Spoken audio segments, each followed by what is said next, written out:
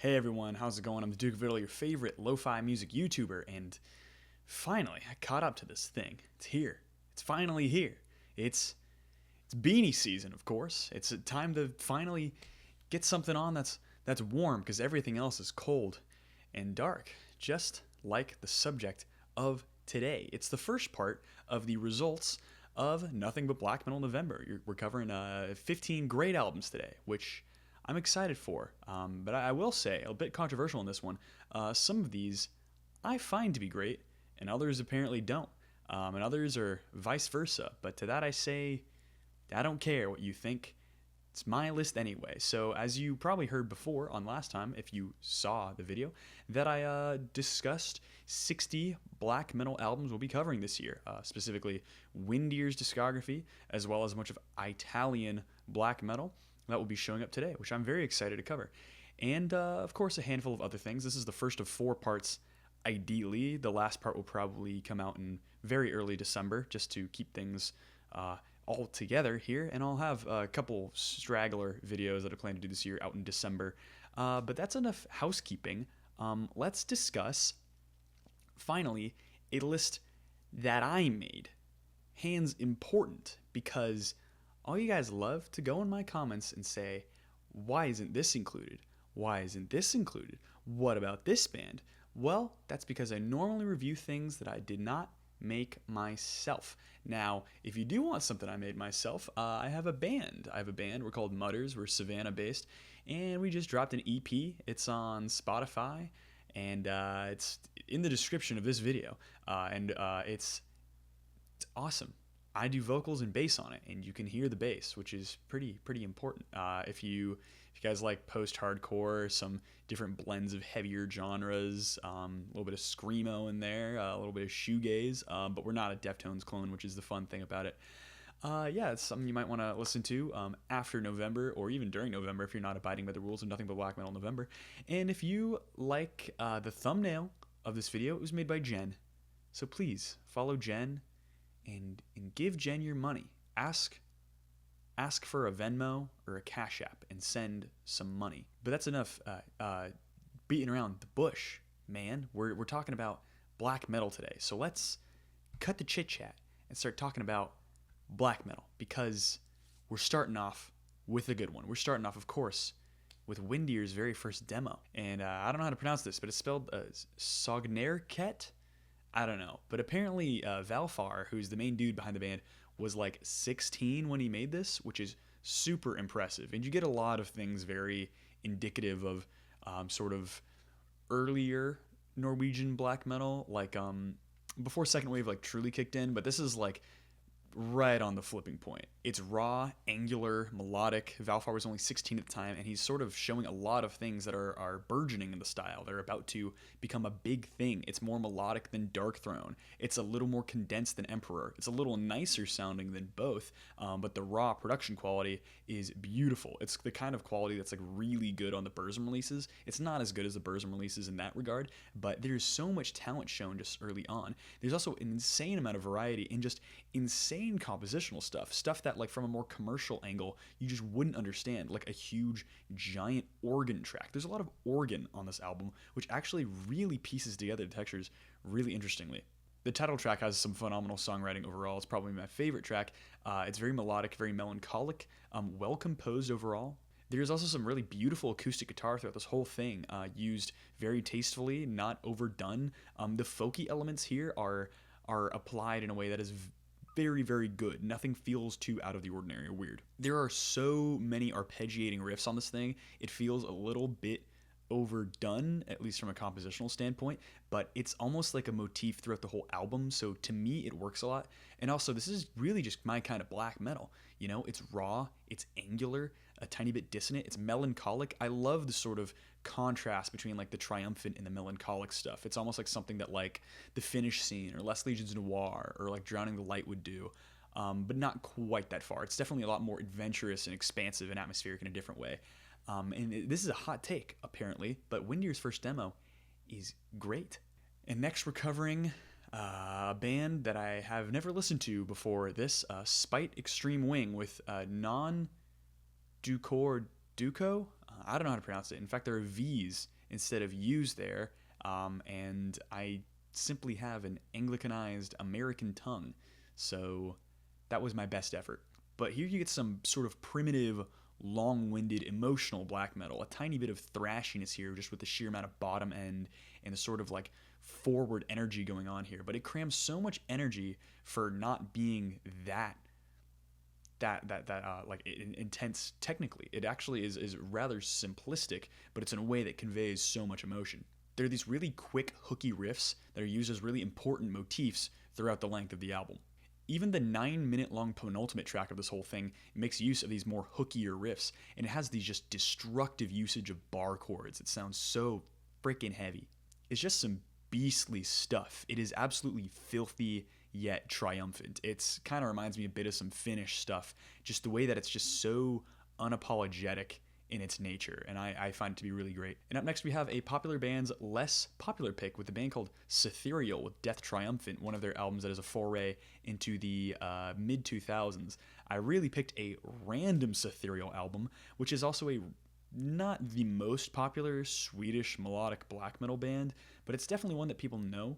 But at the same time, this is an album of theirs that just seems to try too hard to be the older ones without really succeeding. It kind of lacks in production as well. It is 90% tremolo riffs, and it is very fast and never lets up, which is a good thing. That's a good thing in black metal. Of course, I like my slower paced sections in all metal. I think black metal, it's used to gorgeous effect with bands like Darkthrone and Horna, but here it is used really sparingly. It is used for a tiny bit of angularity, but that's really just it. Unfortunately, it just kind of ends up feeling like any other melodic black metal album. It really falls by the wayside. It doesn't have any song that really sticks out for me. But of course, that's not the album we're actually going to be talking about right now, because there's a band called, oh boy, Mork Gruning with, I apologize, Tusen Arhargat, which is just a 33 quick Swedish melodic black metal album, and it is just furious. Little buzzy, tight little riffs here, no song over 5 minutes. It is, as far as melodic black metal goes, this thing is raging, which is cool. It doesn't want to apply to all the progressive stuff, which could be very atmospheric and building. A lot of bands make it work. Cythereal didn't make it work this time around, but this band did. I just wish I knew how to pronounce them. And up next is a band that is the opposite, a Judas Iscariot with Heaven in Flames, an album that is considered actually pretty popular. A very formative American black metal band, kind of the band that dragged America into second wave black metal, if that's kind of how you want to put it. I certainly think it's part of the case. I really love To Embrace the Corpse's Bleeding. That's a really good album. It really kind of feels like Burzum. It's not Burzum, but it feels like Burzum. And on this one, you get something a little bit different. One thing that Judas Iscariot has done always kind of well is have this generally sad atmosphere without being too specifically sad. It's like when you have a band like Mutilation where they excel at such a thing, it's interesting that Judas Iscariot kind of does it as like a sort of side objective, where Mutilation has song topics about self-destruction, about deep, dark sadness, and a general sense of loneliness. Judas Iscariot does this in almost a more cosmological sort of against the grain, kind of by accident path, like almost like losing meaning in life, but also like there's a very triumphant sense of Satanism, which is interesting because Mutilation does that, but they're very aware of its sort of like self-harming capabilities. But here it's just like, I will keep pushing forward until some sort of answer is found, which is certainly an interesting, I guess ethos. One of my favorite elements of this whole album are the very light vocal synths that are just pressed over just about every single track, adding a very subtle symphonic layer to the whole thing. It's very slow overall, but not so slow that it feels intentional. It's just a slower paced black metal. It's not like doom metal by any means. It's also not like atmospheric black metal, but the riffing is like atmospheric black metal, but it's not quite like good atmospheric black metal. It ends up getting a little bit boring. A handful of these tracks just don't have the speed or the efficiency or even the atmosphere. It's like they need to get the atmosphere there, but how can they do it? It's like, well, think. Here's an extreme example for you. Actually, a couple extreme examples. The Blazebirth Hall scene from Russia, they are known for having enormously long tracks that are enormously raw and really repetitive riffs that'll last for 10 minutes. but they're so good melodically, and they're produced in such a perfect, like, sort of empty, cavernous way, and they have a certain amount of clarity that makes it really, really appealing. But Judas Iscariot's production here doesn't lend it to anything in particular. It's just one of those kind of not quite their albums. It's like if any specific element was increased just a little bit more, it would work stylistically, but here it just really doesn't. So I do kind of want to still give it a good. It's like every element was just below the mark, which didn't make it bad at all. And the synths did a lot, and the vocals are great. But of course, we're not actually talking about that one at all. We're actually talking about Judas Iscariot's famous EP called Dethroned, Conquered, and Forgotten, which is an EP that I wish was an album, just doubled in length. But if you wanted speed with your Judas Iscariot, this is the one. It's also one that is far more violent and hostile in general, and it's one that feels over before it even starts. It's so fast. The song lengths are not that long. I think it's just 4 songs in total, covering about 20 minutes of time, and it's just the most aggressive, hateful black metal. It's stuff that's like really cultish and brooding, stuff you really want, in all honesty. So that one's great. It might be the best thing Judas Iscariot ever released. And next, we're covering a re-listen. If you want another thing that's about 20-odd minutes long, here is an album, I kid you not, by a little-known band known as Eisenwinter, with, let me attempt to get this correct, Verkommen in Tartet und Verreckt. I don't really know. But it's a German band, one that you should not give your money to. I'll tell you that right now. But here you have just the most insane little brick of 20 minutes of black metal that is deemed a full-length album, mind you. But it's this crazy sense of melodic, sort of repetitive, hooky melodicism that really drags Eisenwinter away from a lot of other bands. And the main dude in this band does this in all his other projects too, which don't come to mind at the moment. It's just these raw, blistering, melodic tremolo riffs over blast beats for a total of 18 minutes. I forget what I said earlier, but it is just so forward and aggressive. There is probably no bass on this whole thing, and it is 90% blast beats. It breaks it up just a couple times for those those hard stops. It's hard to even piece my words together because this album is so bizarre, but you get like pop punk riffs that just sort of crawl up the ceiling for this really folky, really high-pitched, really interesting sort of style of riffing. It's really no band does it like this. I mean, I guess some Finnish black metal feels a little bit like this, but no one really does it like the dude from Eisenwinter and his many other projects. It's just so bizarre. And like even basically he uses a lot of like major chords, which makes it feel pop punky, but it's so raw that it sounds really triumphant and weird. It's got a very twisted, bizarre atmosphere to it. It's one that's like manic depressive almost, not as on much of the depressive side, but it feels like how hollow it sounds, and this sort of idea of triumph over nothing is really bizarre and really interesting. And I think this album is really great, actually.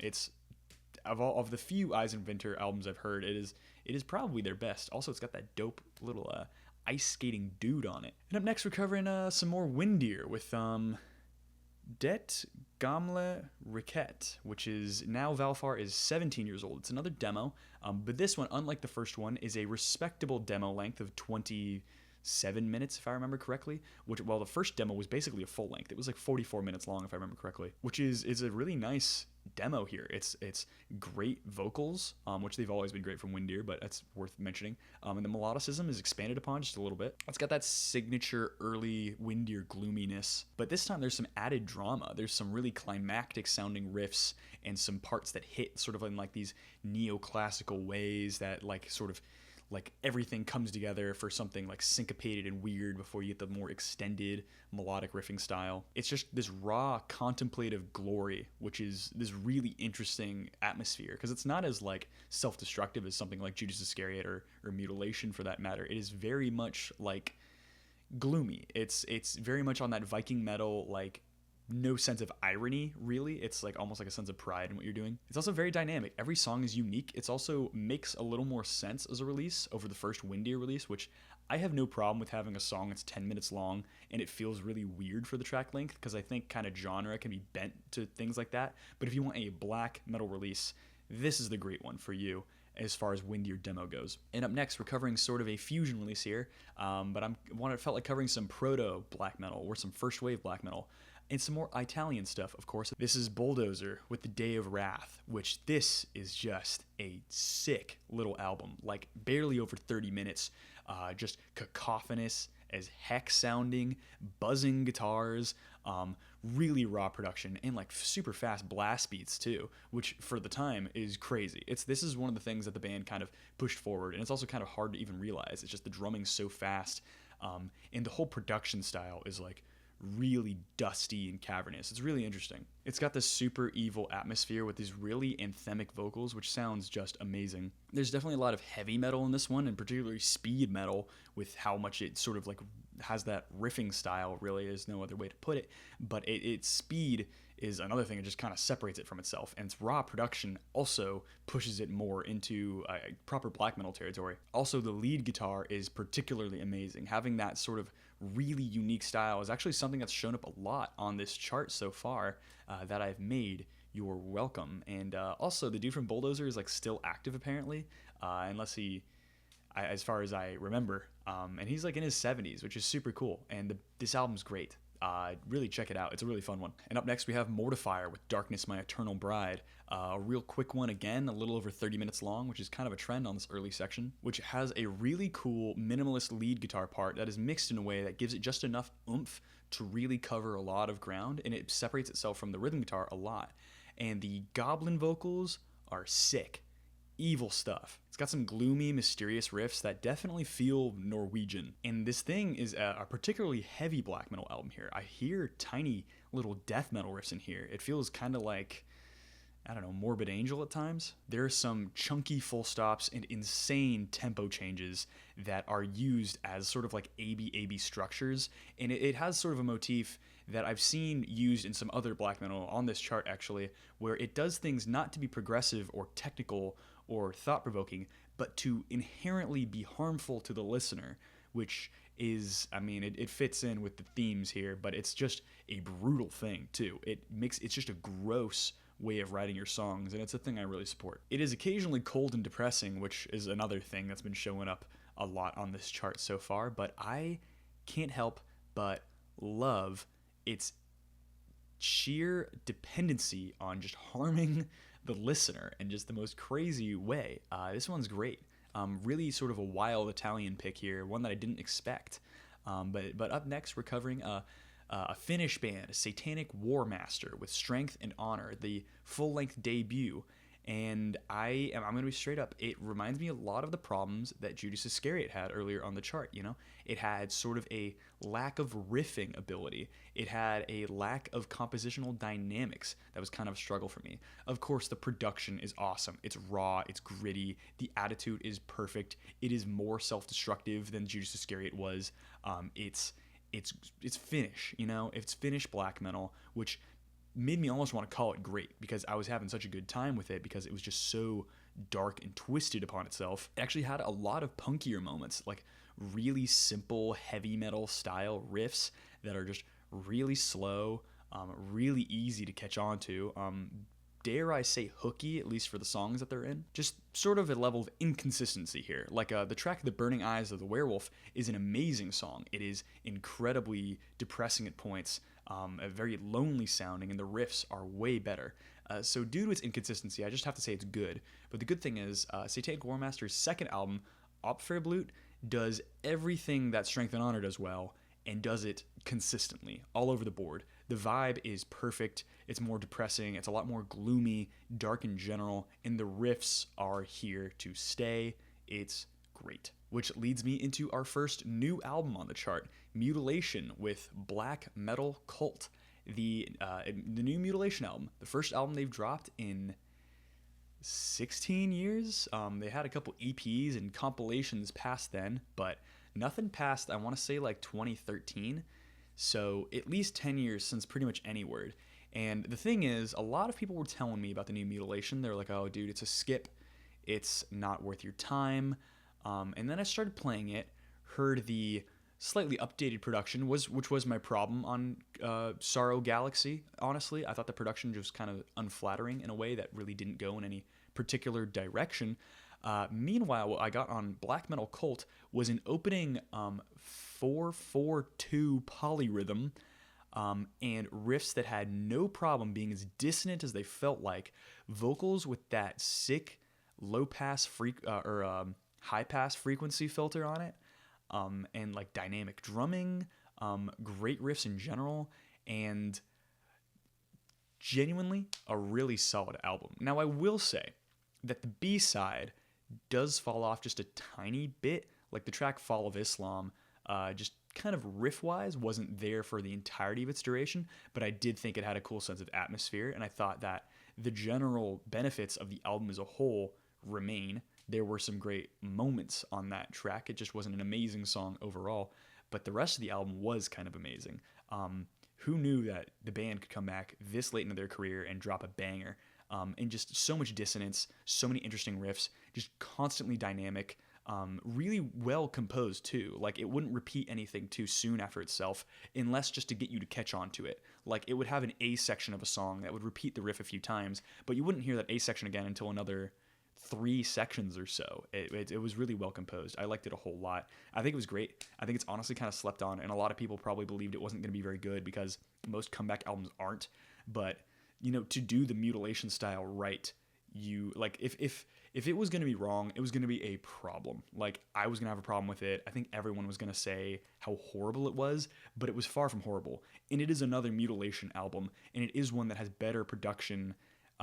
Objectively speaking, it's better than any album they've had before, but it is more fine-tuned than Sorrow Galaxy as well. I think all the other Mutilation albums are borderline perfectly produced in their raw glory, basically, but this one was produced in a way that, like, the only real thing is I wish the vocals were blended a slight bit more to the instrumental portion, but I have no problems with it. Up next, we've got another Windir release. We're finally on Windir's debut album, Sock. Oh boy. What is it called, man? Socknar Dollar. Yep, that's what it's called, of course. And it's a cool one. It takes everything that demos do, updates it just a little bit, adds some clean vocals, adds some more acoustic stuff, adds some more interesting layered compositions and tracks that rely more on more folky sections, but the gloominess is still there, which is really nice. Kind of reminds me a bit of like early Ulver. Of course, it is dirtier sounding than early Ulver. It does have a bit of a LARPy quality as far as Windir goes, but the updated production is really nice. The riff structures are way more layered and complex than they've ever been before, though. Definitely the more technical side of Windir has come out here, and it's so grand, and the atmosphere is so nice. It's a very cozy album, so I think it's a great debut, and I think it's one you guys should check out. And up next is another album cover that I might not be allowed to show on YouTube. This is Forgotten Tomb with Songs to Leave. Now, DSBM is a contentious topic amongst black metal aficionados nowadays, or just black metal fans in general, or especially even black metal neophytes who joined the scene like me, I want to say 4 years ago at this point. I joined, started listening to some Burzum, and then I watched One Man Metal on YouTube, and I was like, wow, Streborg must be awesome. And then I started following Streborg's Instagram, and after a year of it, I was like, I think I'm okay. And Xasthur, a lot of his early material is really great. A lot of his late material is contentious. Some of it's, I love the attitude behind it. I don't love the execution of it. And then you have Streborg, who invented a new genre with some success. I won't lie to you guys. I'm kind of a defender of the Black Wave style a little bit. I've been meaning to kind of do a deep dive of it. Maybe I will. It's like next year or something like that, and cover his style because no one else is doing it. It's not like Tra, where that dude invented a new like fairy style of black metal, but it was still like really well composed and really intricate and actually really dark at points. But like some people have copied that. Nobody's copying Streborg. So DSBM is contentious because it's seen as kind of like a poser thing. And also it's kind of a different genre at times. Like a lot of times it dips into like, it definitely is atmospheric black metal a lot of times. Sometimes it's doom metal. Sometimes it's just really slow, really raw, sort of like funeral doom stuff.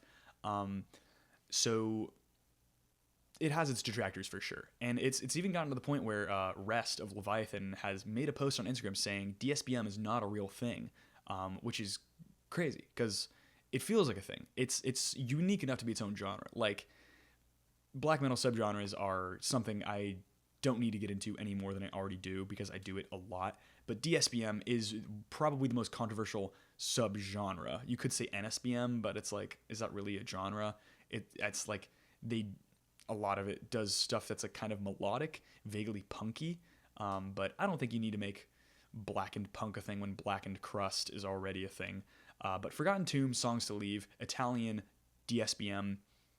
I've been beating around the bush plenty long enough. I look at this album cover and I see how modern it looks and how kind of cliche it looks, and I'm like, I'm not so sure about it. And then I start playing it, and you really get the best serving of sort of like commercialized third wave black metal with a lot of stuff that's going on in like industrial and like new metal. Just bear with me. What you get is a emphasis on texture. Like there is a whole section where they use a ton of harmonics hits, and there are synths used and samples. And it's not just used to be more like Sarcophago and be all dark and punky, but it's used in a more atmospheric way. It's used to sort of flesh things out, really pad the time in a way that adds atmosphere, that gives it a whole giant feeling of the whole thing. And also with bands like Ahab at the time doing really long doom metal, that is what you get a heaping helping of for Forgotten Tomb. The actual black metal on this album is kind of limited. You do have the twisted DSBM style vocal style, which is definitely a black metal style. You can throw that over other black metal and it would fit for the most part. But the doom metal part is so slow and so utterly filthy that is really unrecognizable from the rest of the genre. And I think it's kind of influenced from bands like Ahab at the time, if I were to point a finger. There are also some cool progressive overtones, like switch ups of tempo, some different instrumental palettes, fading in and out of different elements in general. You get these pounding, dissonant, and very ungratifying melodies. Like while you might see nu metal at the time emphasize dissonance to have a sense of heavy bounciness that you could bounce to, this has nothing gratifying you like that. It definitely leans more industrial, where it's like harsh for harshness sake, but as a compositional element, it adds atmosphere. Oddly enough, even though it is a bummer, it's not one of those that make me just like turn to the bottle. It's not one of those that makes me like think about things way too hard. It's gloomy for sure, but I don't think it's one of those DSBM albums that really makes you consider stuff. Like, I don't know, Sortsund might. I guess a couple Xasthur albums might. Leviathan definitely has that power. But one thing is for sure, I think it's great stuff. And up next, we're giving this band another try. Maybe this time I'll enjoy it. Behemoth. We're going all the way back. They're very, I don't know, third demo from the Pagan Vastlands, one that I had to look up specifically on YouTube and find a specific upload that didn't have weird crackle sounds over it for some reason, even though you're the most famous band from Poland, and it's hard to find your good music because everyone wants to listen to your later albums, which are bad, but this one is actually pretty awesome. First off, you get some slower stuff here in general, and you have these glowing, bright synths, and you get introduced into this atmosphere that's very unique, especially for Behemoth. You do have a slight pagan tinge to the melodies, not necessarily instrumental palette, but you know that pagan black metal riffing style is here, but you also have a lot of that dissonant sort of Norwegian style of riffing that a lot of those bands were known for, like Immortal, for example, maybe some Emperor. There's a cold, dark, and desolate and isolated atmosphere here, but the contrast with the more Viking metal riffs is actually a really, really interesting idea. It does what Windir was trying to do on the demos, but instead of being gloomy, it's almost depressing. It has a grand compositional approach, having songs reaching 6 minutes easily with various sections, which Behemoth would easily get too big for their britches in like a year's time, so like don't give them too much credit, but they killed it on this first one. There's also a Death Crush cover, which sounds sick, dude. I mean, Nurl's vocals at the time were really good, so I just have to say, this demo is great, you know? Behemoth really did start off great, and I'm finally glad I get to find something of theirs that I appreciate from front to back. And up next, we are covering Drowning the Light with, what is it called again? A World Long Dead. Drowning the Light is a band from Australia, of all places, a band that kind of goes under the radar sometimes, but they do a lot of what Les Legions Noir does. So they really caught my attention with their 2003 compilation, The Longing, which is an hour and 20 minutes long or something like that. And it is a horrible thing to get through. It will leave you feeling so empty. It's insanely raw at the same time. And sort of on that line is this material right here, which feels really avant-garde with its approach, which kind of, for me, isn't my thing. It is raw and sickeningly manic for sure. It is a serious bummer. It just feels utterly dilapidated. It feels abandoned. The A side for me lacks melodically, but I do think the atmosphere is there. I think the B side is where the compositional elements really shine. You get some more longer songs, some interesting sort of synth moments. You get some sort of sludgy and lethargic melodies. The slower pace of this whole thing is really where it shines on itself. I think it's a good release, but it's definitely far from my favorite Drowning the Light release. But I would say if you had to listen to one, of Celtic Blood and Satanic Pride is sort of a sleeper Drowning the Light album. It's another short one. It's not that much over a half hour long, but everything it tried to do here is executed more perfectly. And it really does exactly what Satanic Warmaster did on Opferblut, where it took what the other album was and just improved on it in every single way, and in the same ways. I think compositionally, you get way more variety out of this one. You get some faster moments, you get some slower moments, you get some really interesting melodies here, and they differ. You get the tremolo riffs and the more chunky, heavier ones that are kind of more like Finnish black metal. You get an interesting variety of stuff, but still, the main key with Drowning the Light is the atmosphere. How else can you get that sort of style of black metal where you can just be streaming tears down your face? Seriously, I had some moments to the 2023 Drowning the Light album. That album had me in shambles, but this one is pretty close to that too. It is just one of those that leaves you feeling so empty, and I think it's in no small part due to how compositionally great it is. It is so ungratifying and dusty sounding. Everything is so raw. But normally when it's more raw black metal, it's more of a traditional black metal style. But here you get the touches of DSBM that had just enough to make it just feel so empty inside, which I think is really, really cool. And it's great. That's a great one. And to round out today, we are covering one I covered just on the Medieval Black Metal chart. This is Windear's probably best album, Arntor, which is such a cool one. It is so melodically intricate. The sort of concept of the album as a whole being this whole adventure thing. Valfar is on his top game.